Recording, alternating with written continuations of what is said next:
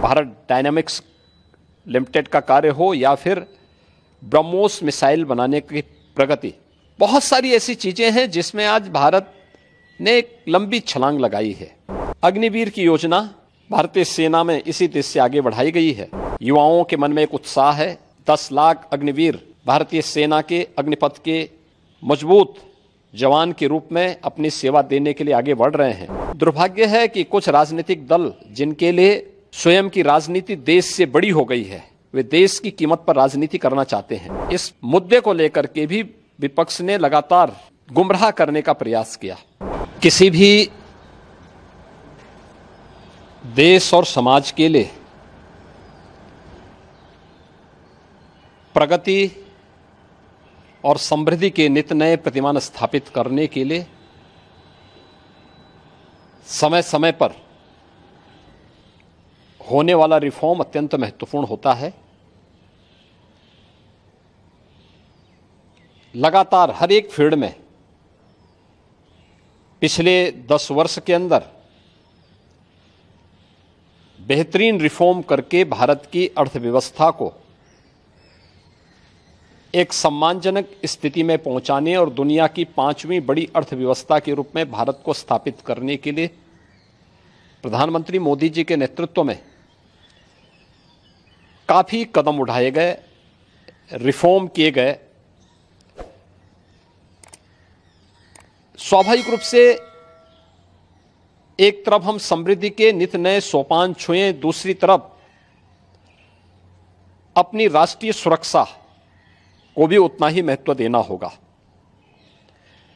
और राष्ट्रीय सुरक्षा को भी, चाहे वह सेना में, उनके साजो सामान में आत्मनिर्भरता के लक्ष्य को प्राप्त करने का कार्य हो या फिर सेना के आधुनिकीकरण से जुड़े हुए एक त्वरित निर्णय लेने की गति को आगे बढ़ाने का। सेना भी इस रिफॉर्म के साथ आगे बढ़ी है। आज अत्याधुनिक फाइटर विमान भारत की सेना के पास हैं। Defence manufacturing corridor Uttar Pradesh और तमिलनाडु में विकसित हो रहा है। उत्तर प्रदेश में ही हमारे डिफेंस कॉरिडोर में 6 नोड में हजारों करोड़ रुपए का निवेश आया है। भारत डायनामिक्स लिमिटेड का कार्य हो या फिर ब्रह्मोस मिसाइल बनाने की प्रगति, बहुत सारी ऐसी चीजें हैं जिसमें आज भारत ने एक लंबी छलांग लगाई है।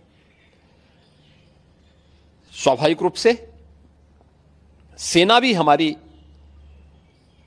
इस गति के साथ, इस रिफॉर्म के साथ आगे बढ़ सके। अग्निवीर की योजना भारतीय सेना में इसी देश से आगे बढ़ाई गई है। युवाओं के मन में एक उत्साह है। 10 लाख अग्निवीर भारतीय सेना के अग्निपथ के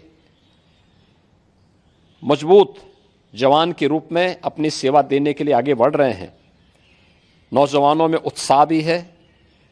दुर्भाग्य है कि कुछ राजनीतिक दल जिनके लिए स्वयं की राजनीति देश से बड़ी हो गई है, वे देश की कीमत पर राजनीति करना चाहते हैं। उनका काम ही है कि हर रिफॉर्म वाले कार्य को, हर प्रगति वाले कार्य को, हर समृद्धि वाले कार्य में टांग अड़ाना, अनावश्यक व्यवधान पैदा करना, गुमराह करना, भड़काने की बयानबाजी करना, और लगातार उनके द्वारा इस प्रकार के कृत्य किए जाते रहे हैं। और इस मुद्दे को लेकर के भी विपक्ष ने लगातार गुमराह करने का प्रयास किया। आज अग्निवीर में जहां युवा भर्ती हो रहे हैं, एक ट्रेंड युवा अग्निवीर की सेवा को पूरा करने के बाद उन्हें सेना में भी अच्छा अवसर प्राप्त होने वाला है।